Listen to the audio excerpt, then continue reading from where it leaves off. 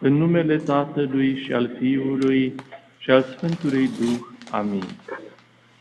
Preacuvioși și preacucernici părinți, iubiți credincioși,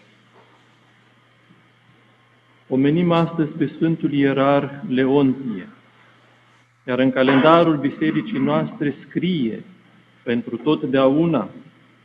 Și dacă vreo altă biserică ortodoxă autocefală, alta decât cea română, va dori să-și împroprieze pe Sfântul Ierar Leontie, va trebui să scrie și în calendarele lor că este Sfântul Ierar Leontie de la Rădăuți. Este mare binecuvântare de la Dumnezeu pentru o zonă, pentru o localitate, să poată să nască, să izvodească, să dea lumii întregi un sfânt.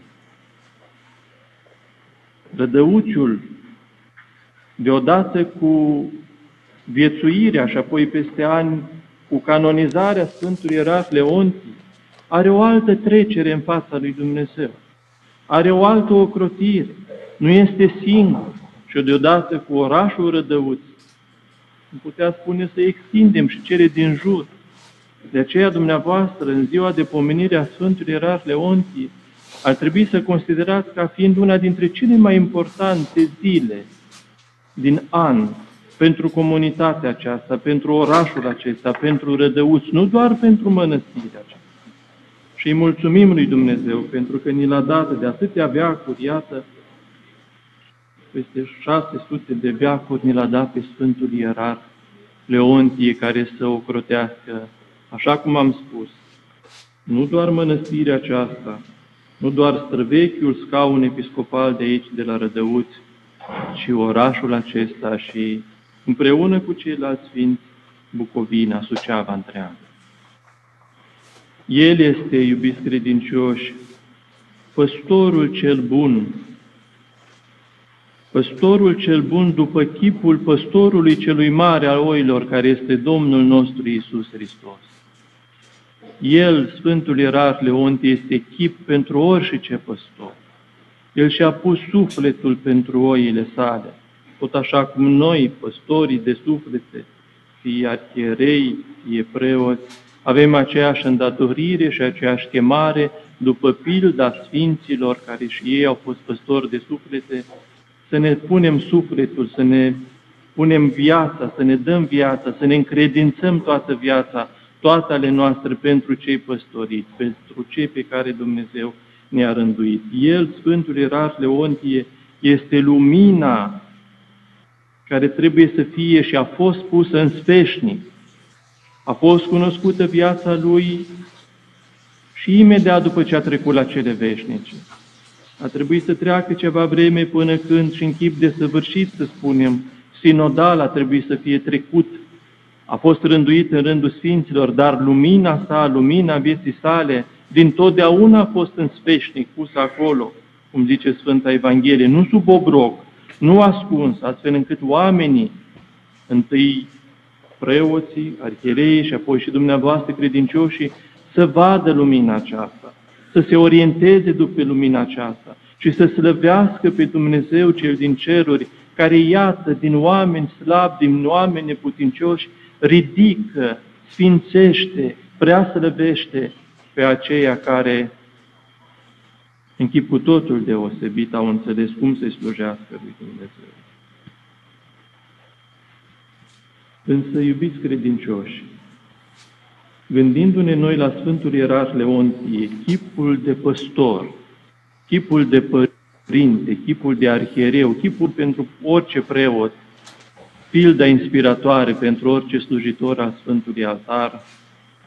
Pe de-o parte, cum am și spus, noi avem de învățat de la Sfântul Ierar Leontie cum ar trebui să slujim pe Dumnezeu și să vă slujim pe dumneavoastră. Pe de altă parte,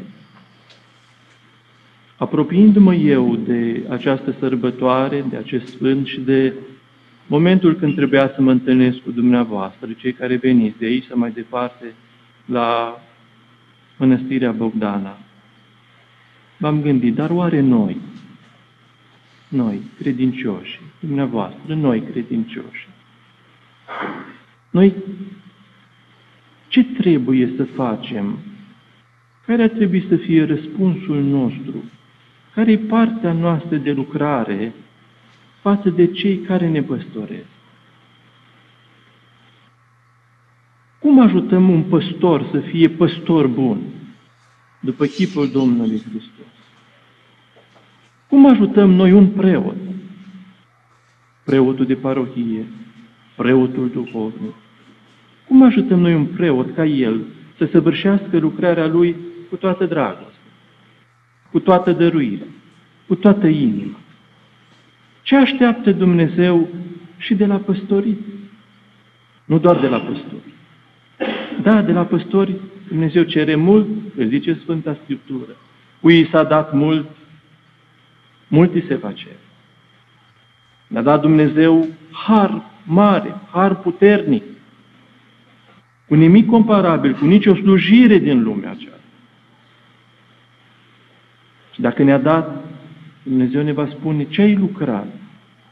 N-ai avut un talent, îmi va zice mie. N-ai avut 2 talanți. Ți-am dat ceea ce n-am dat la niciun om pe lumea aceasta. Puterea de a sfinți poporul, puterea ca din pâine și din vin, prin harul Sfântului Duh, să se facă trupul și sângele Domnului.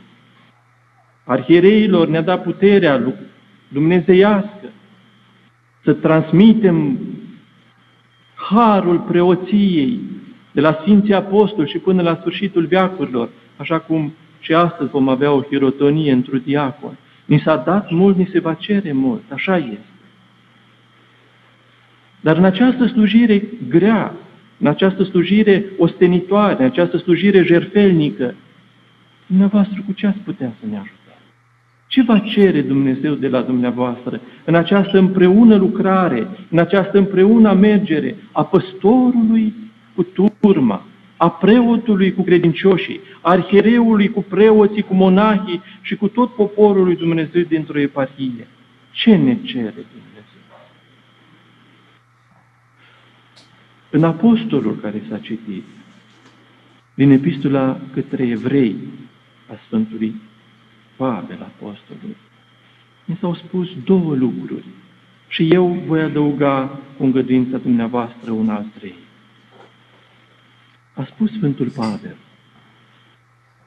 fraților, ascultați pe mai mari voștri și vă supuneți lor, că cei priveghează, având să dea seama pentru sufletele voastre, ca să facă aceasta cu bucurie și nu suspin. O mamă și un tată au grijă de copilul, de copiii lor, și dacă ascultă și dacă nu ascultă. Și dacă aduc rezultate bune la examenul de evaluare sau la bacalaureat, că toți suntem în perioadă de examinare, și dacă nu, că tot e al tău. Tot e al nostru. Dar nu ți-i mai drag. Nu faci lucrul ăsta cu mai multă bucurie. Nu ți-ai dat și viața mai mult pentru cineva care vezi că te ascultă, vezi că ia aminte la tine, vezi că ceea ce spune simte, primește și plinește. Așa e și cu păstorul. Așa simt și părinții. Așa se bucură și un preot de parohie atunci când vede că ceea ce spune și nu de la el spune. Cel este transmițătorul voii lui Dumnezeu, cuvântului lui Dumnezeu, a ceea ce Dumnezeu rânduita pentru toată lumea. Care e cea mai mare bucurie a noastră? Atunci când vedem că ceea ce vă spunem, primiți și împliniți. Fraților, ascultați de mai mari voștri. De ce ascultați de mai mari voștri? Că ascultând de ei, ascultați de Dumnezeu. Cine vă ascultă pe voi, cine vă primește pe voi, pe mine mă ascultă și pe mine mă primește, spune Domnul Hristos. Și cine se leapătă de voi, a spus Domnul Hristos apostolilor, cine nu vă ascultă pe voi, se leapătă de mine și se leapătă de Cel care m-a trimis. Ascultați de mai mari voștri pentru că ei priveghează, având să dea seama pentru sufletele voastre. Când un preot este hirotonit, dacă se face slujba afară, dumneavoastră puteți să vedeți. Există un moment deosebit de emoționant și plin de profunzime.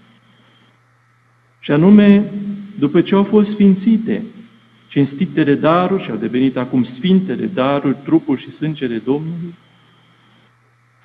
vine cel nou hirotonit, preotul hirotonit. Vine la arhiereu, primește în mâini Sfântul Dis.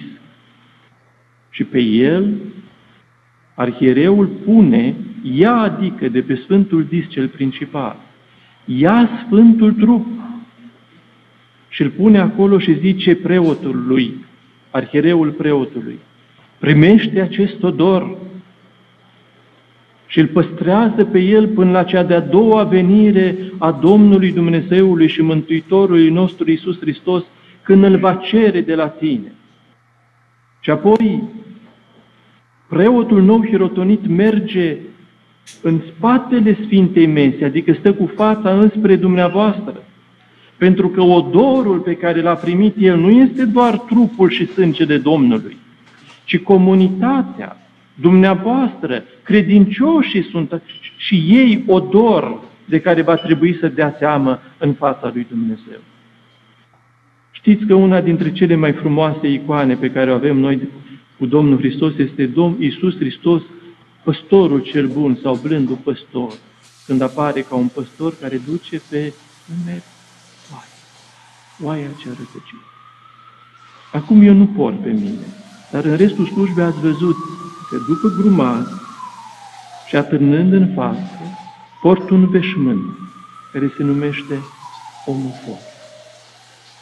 Acest veșmânt, purtat de arhiereu după grumaz, și într-o anumită măsură și epitrahilul, tot după grumaz, pe care îl poartă preotul, sau patrașirul, cum zicem noi, dar mai ales omoforul, același lucru reprezintă greutatea, sarcina, jugul pe care un arhiereu și un preot îl primește prin ce? Nu slava, nu întrumulțea stăpâne, nu sărut mâna părinte, care sunt gesturi frumoase și de bună cuvință ale dumneavoastră față de noi. Dar nu asta, ci greutatea, jugul, povara pe care o avem, responsabilitatea mare pe care o avem noi în fața lui Dumnezeu pentru dumneavoastră. Vei da de ele seama, de fiecare suflet pe care îl primim la taina Sfintei Spovedanii, de fiecare credincios pe care un preot îl are în parohia lui, va da seama în fața lui Dumnezeu. De aceea Sfântul Ioan Gură de Aur a zis că dintre preoți, 1 din 10.000 dacă se mântuiește. Mulți s-a dat, mulți se va cere. Mai multă rugăciune la el trebuie, mai multă pocăință, mai multă smerenie, mai multă dragoste decât credincioșii. Îți spunem obișnuit, deși nimeni nu este obișnuit. Și de aceea, dacă jugul e greu, dacă povara nu e ușoară, dacă responsabilitatea noastră este atât de mare, rugăciunea noastră către dumneavoastră este: ajutați-ne! Faceți-ne sarcina mai ușoară! Duceți-o împreună cu noi! Nu mai trageți de dânsă! Nu mai împovărați cu neascultări, cu răzvrătiri, cu judecăți. Toate astea le ducem împreună. Fraților, zice Sfântul Pavel, ascultați de mai mari voștri și vă supuneți lor că ei vor să dea seama pentru sufletele voastre și priveghează pentru sufletele voastre, ca să facă aceasta cu bucurie.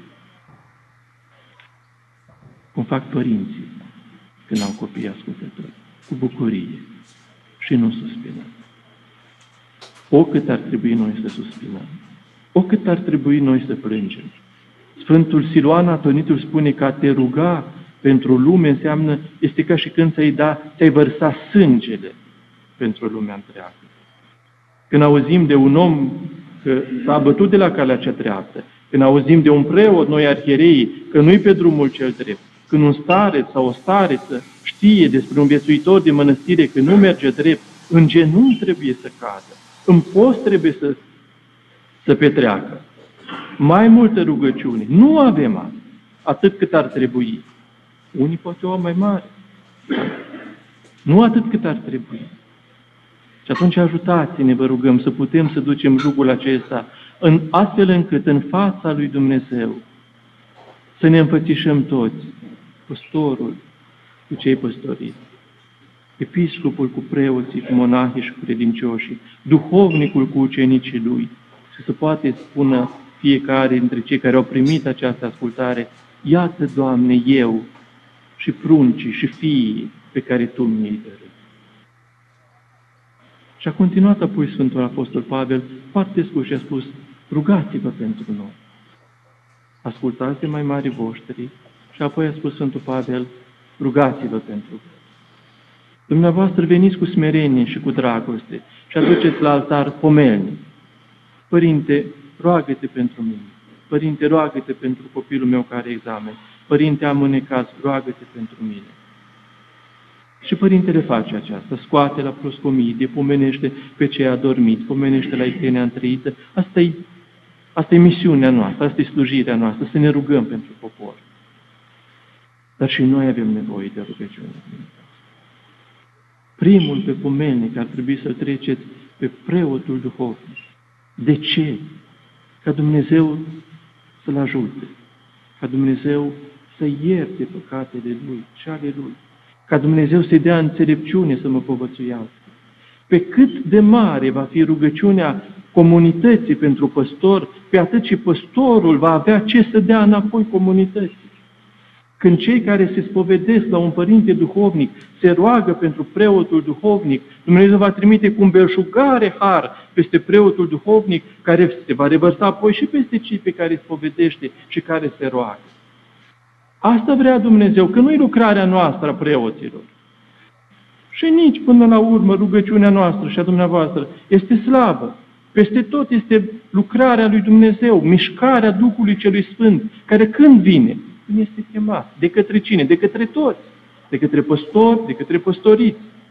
Că rugăciunea este și gest de dragoste și este și gest de smerenie. Nu ne încredem în noi, în ceea ce știm, în ceea ce am citit, în ceea ce am învățat, ci în lucrarea, în puterea, în iluminarea lui Dumnezeu care vine asupra păstorului și pentru rugăciunile celor păstori.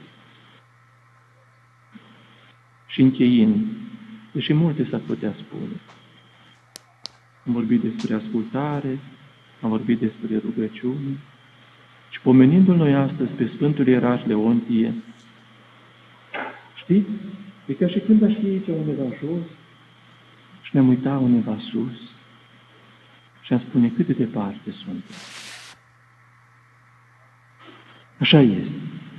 Nu ne ridicăm la înălțimea Sfinților. Unde mai avem noi un părinte ca Părintele Paisiola, ca Părintele Iachin, de aici mai de aproape, sau ca Părintele Chesari, doar să dau câteva exemple de aici din Moldova și mai ales din București. Dar cu toate acestea, noi, simțindu-ne mici, ne trebuie să ne smerim. Dumneavoastră, ceea ce ați putea să faceți în această privință este: nu ne judecați așa de alt. Auziți de preoți care nu calcă așa, nu calcă popă, cum zicem.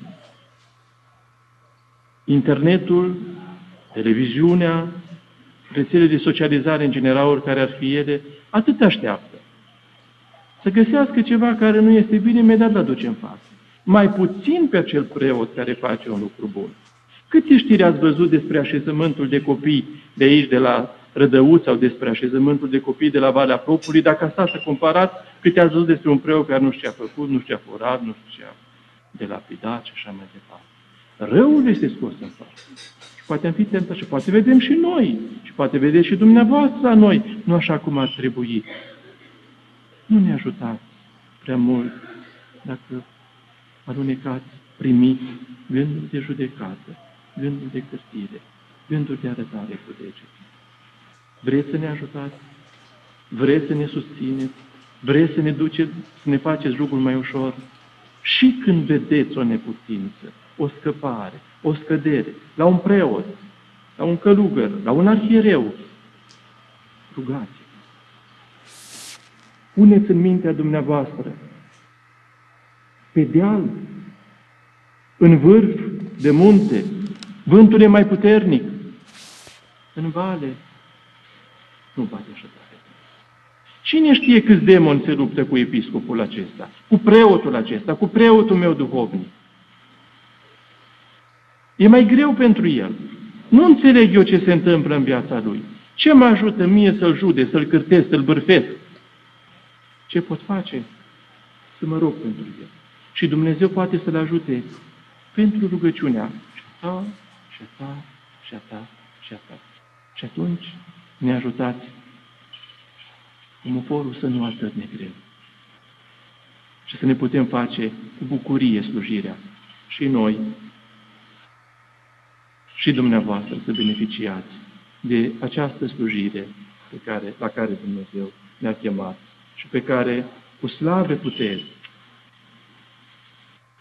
puteri, îndrăznim și noi să o săvârșim cu gândul, cu ochii și cu inima țintiți la cei mai mari decât noi, printre care astăzi Sfântul Ierarh Leontie, ca ei să ne ajute, să ne lumineze, să ne întărească, să ne înțelepțească. Amin.